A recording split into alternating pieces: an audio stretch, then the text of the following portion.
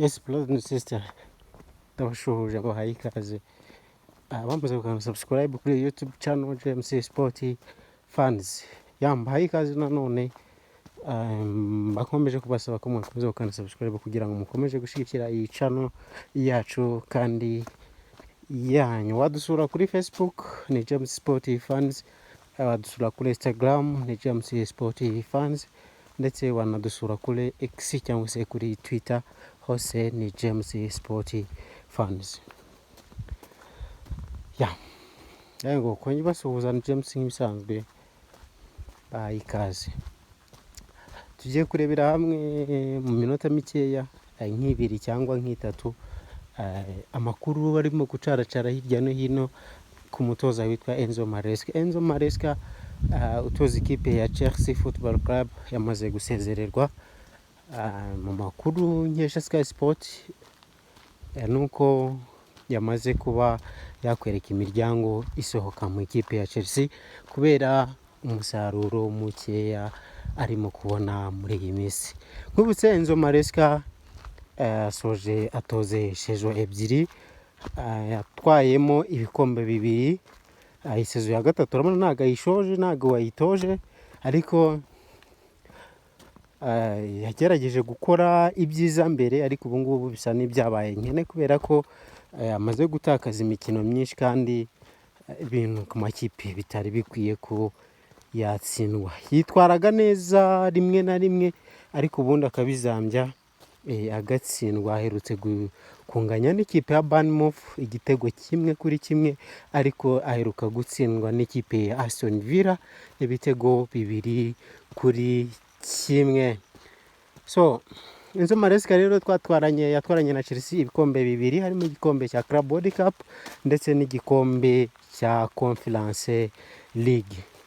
Chelsea twagiye twitwaza ko tuvuga ko abakinnyi barimo mu bibazo, ba Nicolas Jackson bagiye muri Bayern Dominique, ariko byagiye bigaragara ko naho abakinnyi beza baziye kubakinisha no kuba yabapanga neza mu kibuga byagiye biteza imvururu ndetse ntibyishimirwe n'abakunzi b'umupira, ndetse by'umwihariko abakunzi b'ikipe ya Chelsea Football Club.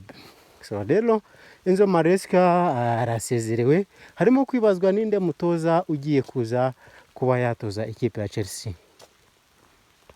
Tugiye muri gahunda yo kumenya ngo ninde ugomba gusimbura Enzo Maresca mu nshingano zo gukomeza gutoza ikipe ya Chelsea karangiza umwaka w'imikino. Hari umugabo bita Liam Rosinia, ni umugabo n'umurusanzwe ukorana na Bluco nyiri Chelsea, koko atoza Strasbourg. Yimazemo seze ebyiri, ni umujene afite imyaka 41. Abantu bari ba Strasbourg by'ibikorera amakipe mu gihugu cy'Ubufaransa, uburyo ari ikipe niba yihagazeho ikora amatara menshi umwaka ku mwaka. Uyu mugabo rero niwe uyoboye cyangwa se ufite amahirwe menshi yo kuba yasimbura uyu mugabo Enzo Maresca. Uyu mugabo rero nubwo afite amahirwe menshi cyane, ndetse akaba nasanzwe n'ubundi akoreshwa na ba nyiri Chelsea ba Bluco, kuko niyo company n'ubundi ifite mu minwe ikipe ya Chelsea ndetse na Strasbourg basangiye umushoramari. Uyu mugabo ne biteganywa ko azasimbura Enzo Maresca. Byanavuzwe na mbere bw'izi nkuru zateye kuvurwa, bongeye twibutsa izina Liam barabitwibutsa, ariko ari n'umugabo utoza ikipe ya Crystal Palace nawe utabanye neza nayo, Olivier Glasson, nawe ari kuvugwa ariko bidahambaye cyane ugereranyije nuko uyu Liam ari kuvugwa. Kwa kunzi ikipe ya Chelsea rero mutaza gutungwa mubonye uyu mugabo umusore ukiri muto y'imyaka 41 ariwe uramukijwe imirimo yo gukomeza gutoza Chelsea muri uyu mwaka w'imikino mbere yuko urangira.